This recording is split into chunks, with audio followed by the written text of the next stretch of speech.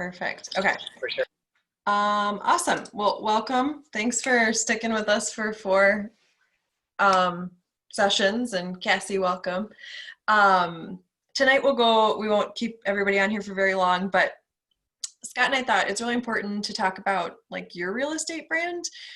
So like, what do you want maybe your business to look like, or, your own individual personality? It really it doesn't, you can buy real estate and not think about it at all. You could buy one property and that's totally fine. This is if you're thinking a little bit longer term, and like the reason you got into real estate, the whys, and then what your specific niche is, because I think that's really important as you try and find deals and opportunities, that people come to you with stuff because they know you're the expert or you buy X property.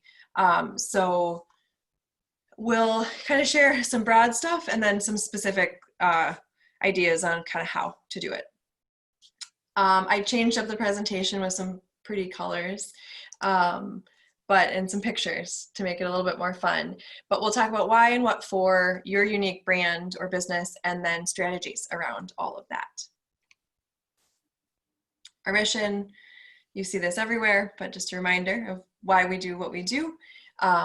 And kind of a good idea of how we came up with the reasons why we exist as a company. Approachable real estate investing, and through that, financial and lifestyle freedom. So first off, I like to think about why real estate? Why did you pick this out of anything? There's a lot of ways to make money. Why did you pick real estate? So kind of always remembering those goals initially, because it can be really draining sometimes, and it's not always super fun, nor passive, honestly, depending on which way you invest in real estate. And what do you personally love to do every day? So you don't have to be a flipper, a wholesaler, and a buy and hold person. You can just say, you know what, I like buy and hold real estate. That's what I want to do. For me, it's like more of a passive long-term wealth building strategy, or I love flipping homes, turning them into something really awesome, and kind of finding what pieces of real estate that you are really drawn to, or were drawn to when you thought about getting into it. And then why? What's the plan? What does your someday look like? Do you want to be involved in real estate full time? Do you, is it just a hobby? Is it just a side gig? Do you, what's your future investment strategy, and why? Again, always why. And I love the book, The Go-Giver. I think it's really sort of cheesy, but lovely. And I just really like this quote. I think it's super valuable to think about how important you are in anything that you do, whether you're, as a landlord, as an investor, in your day job, any of that. So that is the most valuable gift you have to offer this world, is yourself. So for like a real estate brand, kind of the goal is what's your personality type? Again, are you a wholesaler? Are you flipping? Do you want to be a realtor? Do you want to do buy and hold? Do you want to do syndications? And what do you really want to be known for or remembered for? So we always think that it's really important. You can be all things to all people, but people won't remember that. So especially if you're trying to find off-market stuff and opportunities, if you come to me and say, Alyssa, I invest in real estate in the Twin Cities, I unfortunately won't remember to send you an opportunity that comes across my plate. Scott and Drew might. I mean, we know you guys are our clients, so it's a little bit different. But if we know you love South St. Paul and you're looking for 10 units, I immediately make the connection. And other people do too, right? You remember really memorable, specific, unique stuff. And again, what part of the business do you love? So these are just kind of really great ways to start thinking about what is your unique niche within the real estate industry, and then kind of to go from there, location, investment type. So location. As small of an area as possible, regardless if it's in your backyard locally here or not. So neighborhoods within a city can help people think of oh yeah, or you're doing marketing and you're I specialize in South Minneapolis. I own this property and this property. Now all of a sudden the person you're trying to make that connection with oh yeah, I know that. An old boss of mine owns Northbound Brewery, if anybody knows where that is. And we used to send letters out because he was trying to buy some more properties in that Bancroft neighborhood. And that's what he used. He said, I'm the owner of Northbound. And and we actually got a pretty decent response rate for the low number of letters that we were sending out. So location is niche down as possible, is a great way to kind of start thinking of that. And again, events like buy and hold, flip, wholesale, part of a syndication deal, vacation rentals and Airbnb, single family, apartments. It's great to be broad, but it's even better to pick specific niches. And then active or passive. A lot of real estate is not as passive as I think we all hope it is sometimes, but there are like a lot of different like things along the scale, right? So wholesaling, flipping, way more active day-to-day, kind of out there trying to find deals to buy at a discount and either wholesale or resell. Buy and hold somewhere in the middle. We all know our tenants aren't always like, on their own doing stuff, so they do involve us. Also within buy and hold, if you're a C-class investor and your tenants are a little bit more hands-on, but also that could be true about A-plus properties and different classes of tenants and how much time and energy are they really going to need. Syndications, you're investing in real estate, but that's really all you're doing is you're just putting money into a real estate investment and staying pretty far out of it. So as truly as passive as you can get. So a lot of ways to be involved, and specific as possible. I flip 1920s bungalows in South Minneapolis. I wholesale 2-bedroom homes within 10 minutes of St. Paul, 2 to 4 unit multifamily in up and coming neighborhoods, syndication deals in B-class areas of the Midwest. Again, specific and memorable, and people will then call you and find you because of that. And just creating a message around it, and it doesn't have to be the perfect thing right away, but I think as long as you're telling people specifics, you can work on that. You can work on your elevator pitch. I still sometimes, I was at the dentist today and he's like, oh, what do you do? And I was like, oh, I'm a realtor. And I didn't even say of 2 to 4 unit multifamily. And I was like, oh, wait, of 2 to 4 unit multifamily. And so I even have to remind myself, we're always honing that message, and we will miss opportunities because of that, but also we get a lot of opportunities because of our specific focus at Side by Side. Questions, thoughts? Keep it. I have you guys over here, so if questions come in, I won't see them, so feel free to unmute yourself.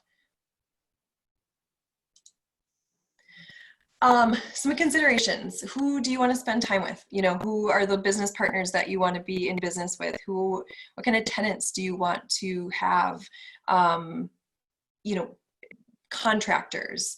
So, start thinking of the ideal team that you could build, or even if it's just yourself, awesome, do that too. But know that it's hard to do it all. And what really works for our team is that we all have really kind of different ways of going about the business that we do, even though the mission and all our values are similar. How we do it is so different. And definitely, you might have to do it all at the beginning, but as you get a little bit, you get a few more properties under your belt, or as you get a little bit more, time away from the business, start, I can paint, but what's my time worth? I cannot tile. I want to learn, but do I really need to learn to go tile? Maybe for a fun challenge, but not necessarily to go do that work day to day.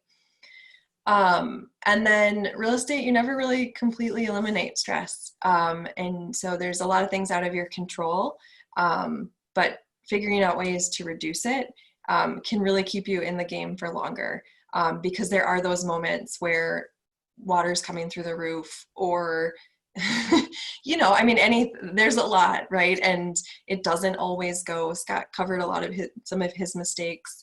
It doesn't always go like you had planned or had hoped, But if you buy right, you can really weather a lot of storms. And that is, it's good to, even in those moments, to remember why you're doing it all. Some strategies, higher level, networking is super, super key. So some of the things that like we've done to create our brand from scratch is just meet as many people as we can in the industry and start having conversations. And obviously a little bit more difficult now, but coffee outside, a Zoom call, reach out to the people that you're really interested or like look to as like, oh my God, I would love to be this person, or I'd love my business to look like X one day. There's a great way to do that on LinkedIn, actually. So if you search in the search bar, quote, investor and Minneapolis, you can see a lot of the Minneapolis investors, depending on what you're looking for, a flipper. It's a really easy way to find people that you might not otherwise know to, or how to get a hold of them. And most people I've met in the local real estate community are really generous with their time and information. And I always say that they won't tell you how they found a deal, but they'll absolutely tell you everything else that they've done, their successes and their failures. People really do like sharing about their experiences. So if you do, yeah, definitely an email like, hey, Alyssa, I found your property and I just love it. Would you sit down for coffee? And all of a sudden that relationship a year down the road is an opportunity that you wouldn't have found otherwise. And I think that is the longer, more challenging work of any business, is making connections locally. But it is how people do deals, especially in the commercial world. They rarely post them online. If they hit LoopNet, they're probably not a great opportunity. So they'll sell within a half hour to a network of people that they know have the cash and know they do that type of investing. And marketing, it's so easy now to create some direct mail marketing pieces and designing websites. We use Canva, actually. It's $12 a month and it's awesome. And it's super, super easy to put out a pretty like reasonably professional anything. I made letterhead. We have an intern now, thankfully, helping with a ton of stuff, so she can make it look way cuter than me. And it's cheaper now than ever to have just some professional brand and identity, whether that's a logo for your business, a really just one-page website. There's a lot you can do to make yourself really stand out. And then social media. I hate social media personally, but it is really powerful. And so I think just sharing your story, and like I've had to rethink it, like share your story in an authentic way that's true to you. And all of a sudden you don't know who will hear that and see that and really help you grow your business. So from an investment perspective, it's like, I don't do a good job, honestly, sharing a lot of real estate stuff. I'm sure Scott and Drew are laughing at this because I always feel like I'm putting myself like, oh, just always like real estate. Alyssa's always sharing real estate. But my sister forgot, like a couple years ago, forgot I had my license because I hadn't told anybody about it. So don't do that. Like just be as authentic, be yourself, and tell people what you're up to and what you're doing, because you just don't know who they know. Maybe they know a neighbor that has a crappy house and all of a sudden they're like, oh, so-and-so, my friend does that. Like all of a sudden you have an immediate connection with somebody who's going to get 25 mailers. Whether, from a wholesaler or a realtor or a flipper, and all of a sudden you have a personal connection. So sharing is great. And I will take my advice as well. Some specific ways to find off-market deals when you're just getting started and not spending a ton of money. So I always like to tell people, like the big flippers and wholesalers in town, they're probably spending $10,000 a month.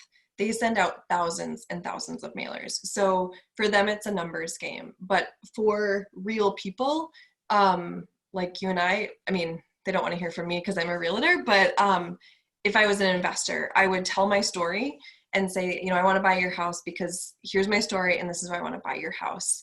Some of our clients have had success with getting even one response, right? One response gets you the next deal. And my husband's Mike. Alyssa, like my name's Alyssa and my husband Mike, and we really want to buy. I just sent a letter to a place in Northeast I want to buy. We love to buy your house. My husband said if I could find a duplex with an attic, he would move to Northeast. And just kind of giving them that, they may never call, you never hear from them again. They may throw your letter away, but they will read that more than any of the other real estate related mailers that they're getting from other people. So just, find, and we can help with this. If you have a neighborhood you want to focus on,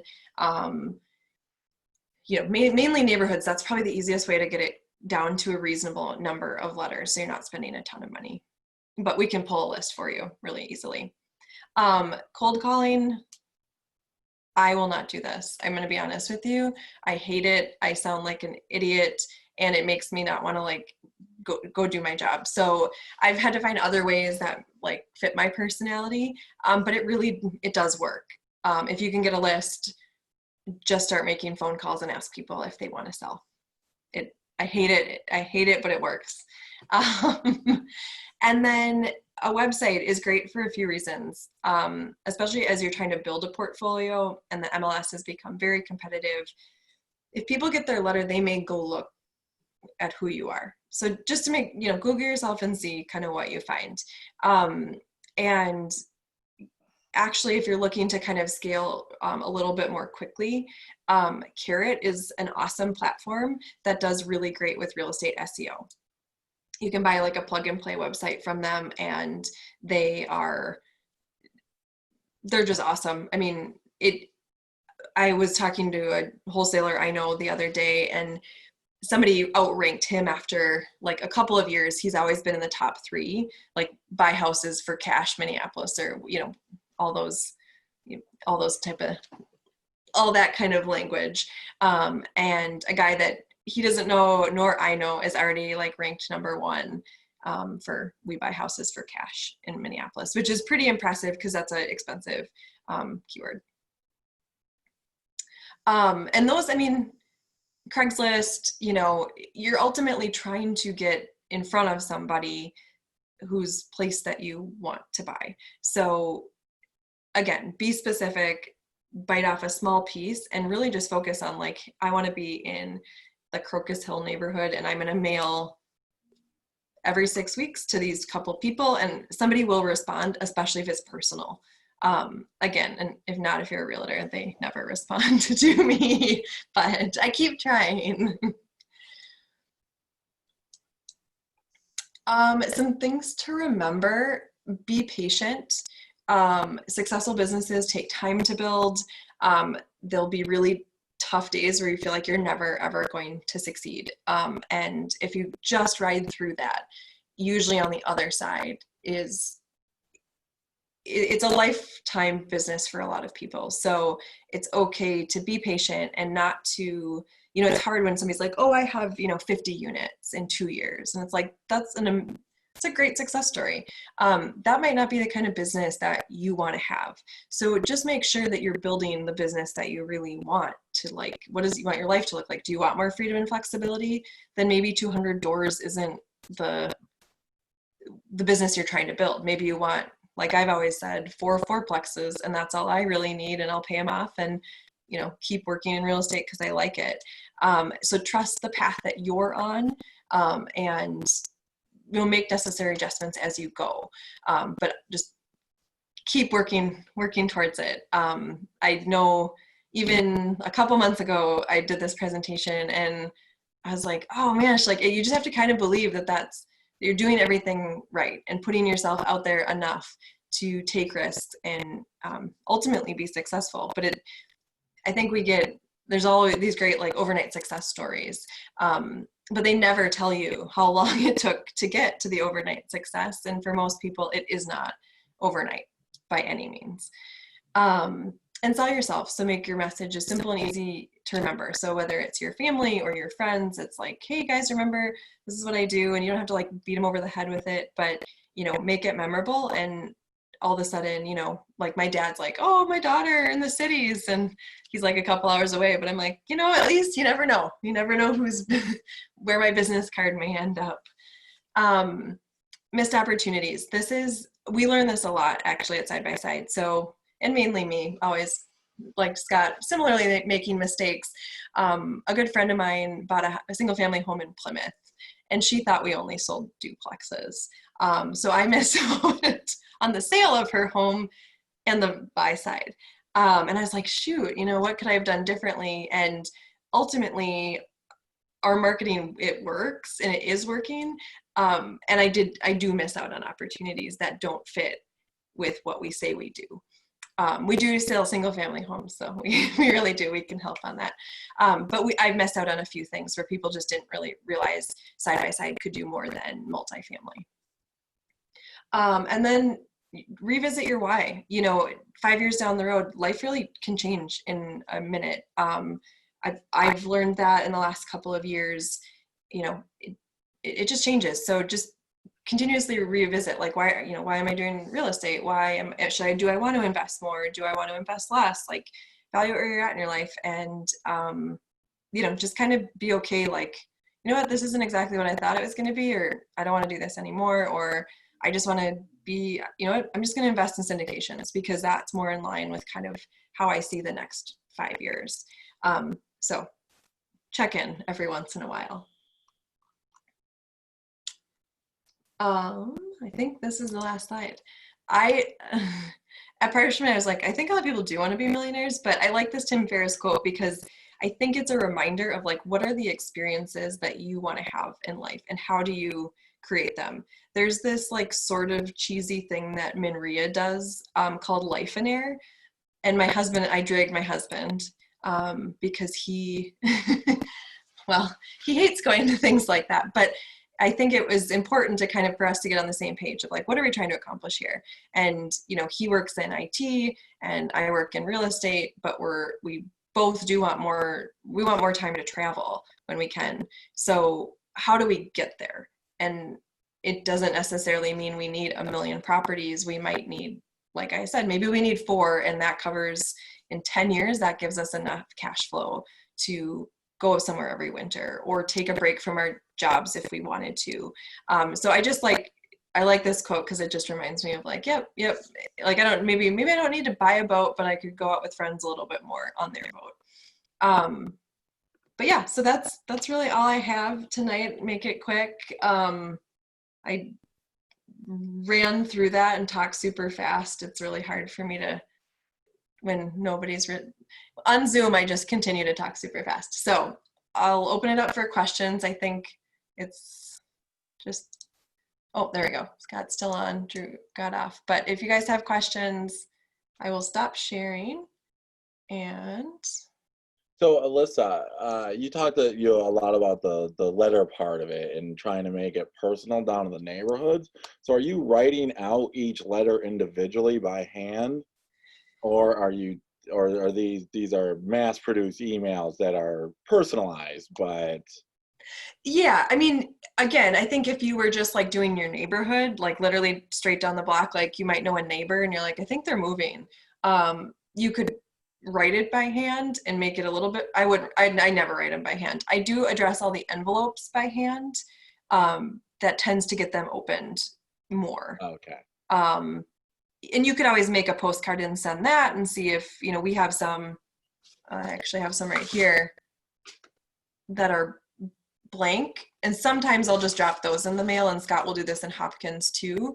And just like a handwritten note, like a informal like postcard. So people like definitely see it, it stands out, and then they read the message on the back. But a letter can kind of give you, I write one explaining kind of what we do, what we're looking for. And when I tell people, I had a client, she's doing a VA loan. I said, tell them about that, tell them about your experience, but you can mass produce those easily. Yeah. And just print them off and send them out. But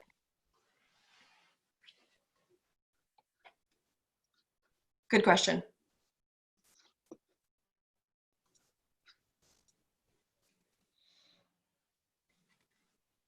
It is hard to get your stuff so there's a lot of people that mail, and there's a lot of people that cold call right now. So that's how you can kind of make sure that at least your letter gets read. And it's really difficult. So there might be more foreclosures and short sales coming up to be determined. Those always hit a list, and that, like, when they hit that list, everybody mails to them. So if you have a personalized letter, you may at least get it opened. And motivation is super important. Like, you're not going to sell a well-performing portfolio or, house or multifamily or anything if you make money off of it. So it's trying to find motivation, and, so lists that you'll see like on Bigger Pockets, it's like an eviction list, or, pre-foreclosure, foreclosure. I will say by the time it's a foreclosure, you're not the bank's too involved. So that's 30 to 90 days before it goes to a foreclosure is your chance as a buyer yourself to maybe have them do a short sale. Or maybe it's just a neighborhood blast. You don't know if somebody's struggling, paying. You get, you hit them right before they would maybe hit the mass list, because once they hit the mass list, everybody can buy that one. Steve had a question. It makes sense to specialize to do what you like and what you want, but in investing, they always say you should diversify. Great question, Steve. I think that's true. Once you're at so you kind of pick your niche, right? So like if you do flip, a lot of people put that money into buy and hold stuff. I'm not a flipper. It's not my style. So I'd like focus on buy and hold, but I would be maybe interested in syndications. But in order to to find a deal, you want to be like, I buy duplexes in Seward, or, South Minneapolis, to broaden it a bit. So I think you kind of pick a niche, and then you're open to obviously where that cash flow could go, or, you could do syndications and buy and hold. Are you going to wholesale and flip and you're probably not, but yeah, some version of diversifying. Or you've got a few in St. Paul, and then you're like, I don't love where the rental restrictions are going. I'm going to go to Duluth. A lot of people do bulk their properties to make it easier on management. But does that answer your question? Sort of. It's a good one. Yes, both are true. Hey, Alyssa, it's my first time ever being at a real estate networking event. Could you help me figure out how to get the most out of my time at one of those networking meetings, especially if I'm a little nervous because I don't know anybody? Yeah. Yes. So it depends on the group you go to. A lot of them are smaller, so you're going to be like forced to introduce yourself and talk, or at least listen. I try and find like who appears to be the nicest human available. So if you go to like Minria, when it's not COVID, there's probably 100+ people there. It's okay. Sometimes the reason I go to like Minria, I'll go just to meet one other person. So I know a few people, I'll say hi, I'll chat, but I'll try and find somebody I don't know and sit next to them, and hopefully that like we could start up a conversation. If that doesn't happen, at least maybe I got like one interesting like piece of information from, the speaker. At Minria, probably not, but sometimes.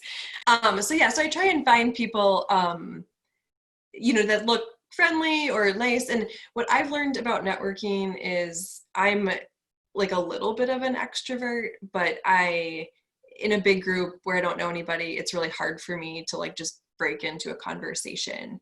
But with real estate, it's like you're already kind of passionate about that topic. So you're just trying to be like, oh, I do wholesaling, right? So all of a sudden that is just the bridge to like that conversation. So I try and look for a nice person. I mention what we do, and hopefully that sparks a further conversation. Sometimes that doesn't work at all.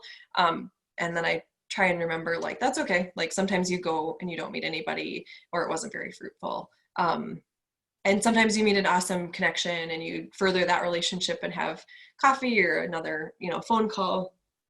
But yes, so the bigger the group, I kind of look for a friendly face. The smaller the group, you kind of do have to introduce yourself generally. And that's when you want to be like, yeah, I'm Alyssa and we do 2 to 4 unit multifamily investing. So immediately that kind of helps me say, here's what I'm here for. And then people can be like, oh yeah, Alyssa, I know she does duplexes. And then you might have a conversation with somebody that comes to talk to you just to talk about that. Because most people are nervous to be in a group of people they don't know. Scott, does that answer your question? Yep, it sure does.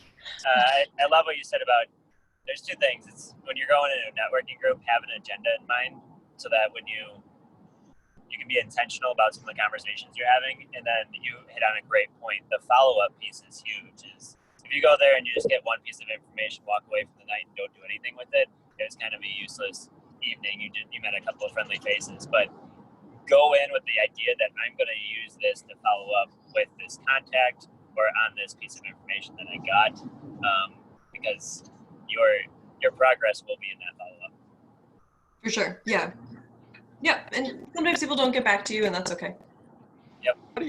How do you like with those? So I'm pretty new to all this. One thing I worry about with going to those type of meetings is being taken advantage of and not having the knowledge to keep up with other people.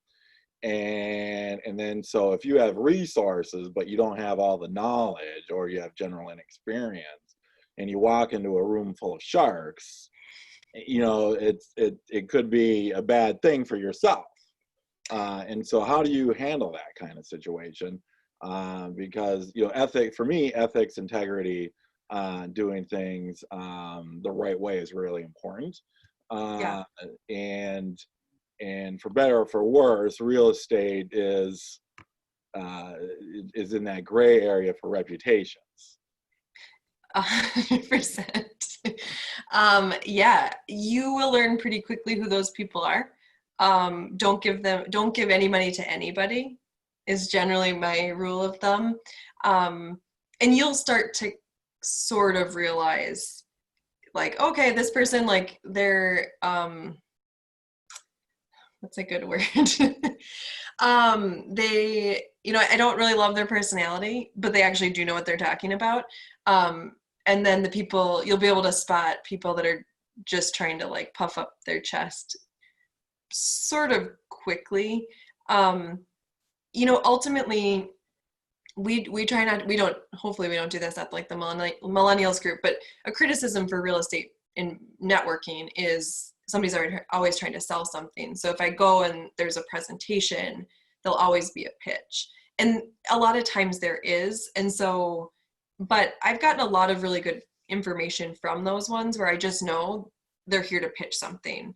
And that's okay, right? Like, yep, of course, they gave me this much information and now we're going to pitch our weekend training. Or I went to one a long time ago and they did like a weekend bus tour to different properties and it was like $40, super inexpensive.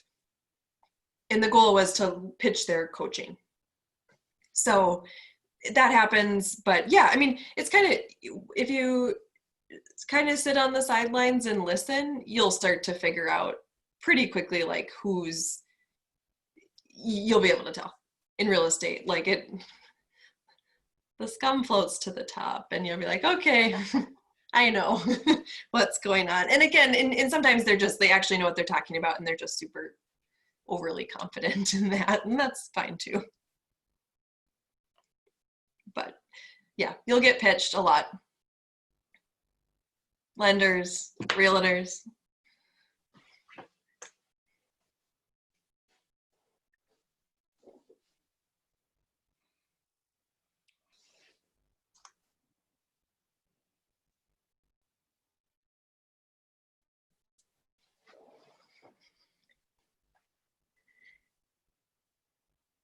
Awesome. Well, it's a beautiful night. So if you guys don't have any questions, hopefully there was some value.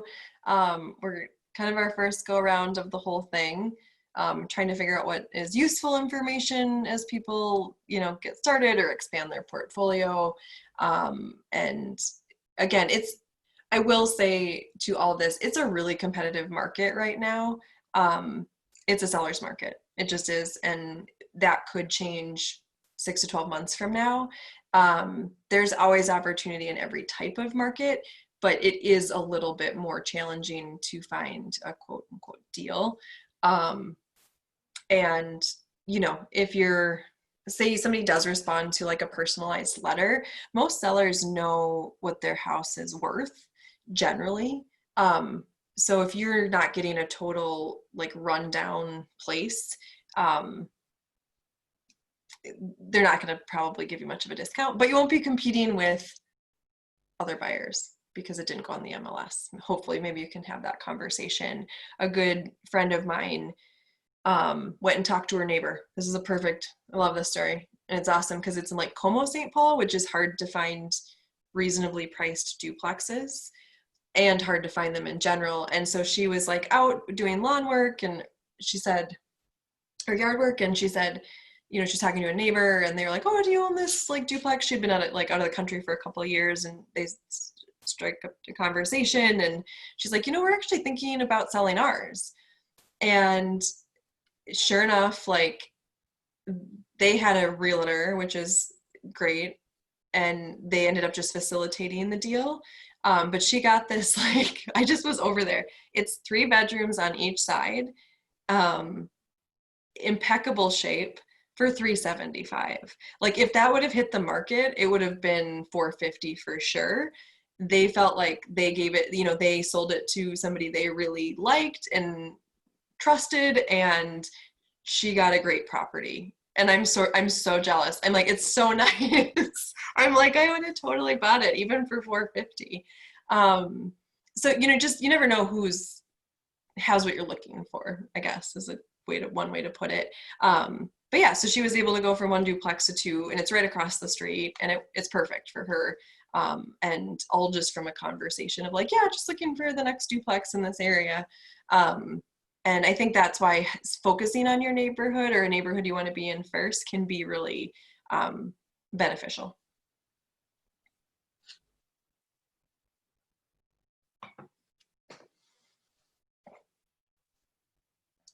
Awesome. Well, you guys don't have any more questions? Thanks for hanging in there and listening to me talk straight at you for 47 minutes now.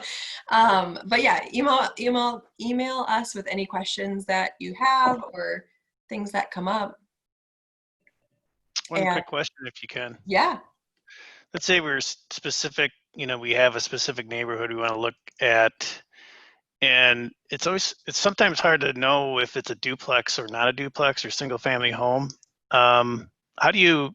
Is there a way to find that out easily? It might be an amateur question, but no, not at all. Usually, sorry, let me double check. So I go on obviously the MLS, but that info. But let's say if you're doing a mailing, hey, I want to get the. You can actually just tell me, and I can pull it up for you. I don't have a neighborhood in mind necessarily at this point, but yeah, when you do, just let me know. It's way easier for us. We can pull like if it's duplexes or like a search in an Excel format, and you can mail out. But it should also, I'm checking Ramsey County quick. If you're walking in your neighborhood and we're like, oh, that's interesting. I think it has it on here. Let me.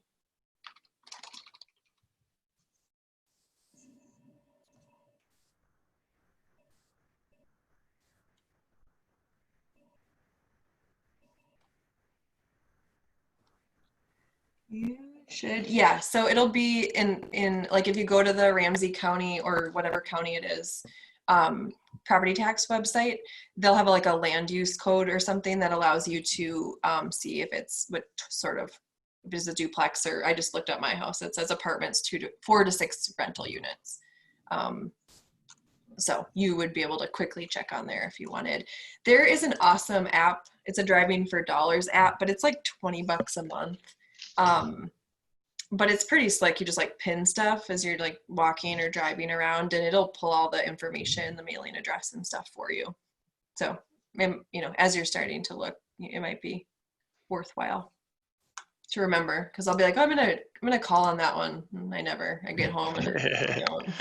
I definitely don't. I've forgotten the number, the address. I've forgotten all of it. So, but yeah, that's a good way to just, you can quickly like, you know, write it down or put it in your phone, and you should be able to find easily if it's a multifamily. Okay, thanks. Yeah, no problem. But yeah, anybody, all of our clients, if you have like something you want a quick search, it's really easy for us to do that on our end. So. Thanks for the info, Alyssa. Yeah, of course. Thanks, guys. I won't keep you. Go enjoy your evening, and we'll hopefully see you all in real life soon. Sounds good. Bye-bye. Thank you. Yeah.